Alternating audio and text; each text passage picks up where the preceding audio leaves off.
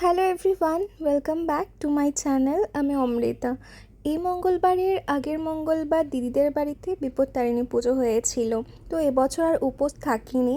আর আমি এবছর একদম সন্ধ্যার দিকে গেছিলাম।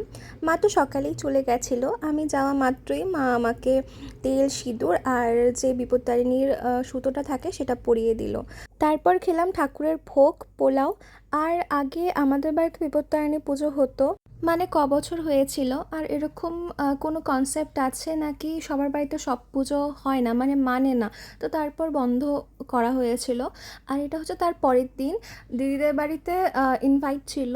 তো আমার তো টিউশন ছিল, ওখান থেকে ডিরেক্ট চলে গেছি, কারণ ওখান থেকে ওদের বাড়ি কাছে। এরপর তো সবাই মিলে দুপুরে খাওয়া দাওয়া হলো। তো তখন মিষ্টি, দই, চাটনি কিচ্ছু খাইনি বলে ইন্দ্রদা এনে দিয়েছে, খেতেই হবে। তো ওখান থেকে একটা মিষ্টি খেয়েছি। আসলে আমার মিষ্টি তেমন একটা পছন্দ নয়, আমি খেতে পারি না। তো আজকের জন্য ব্লগটা এতটুকুই।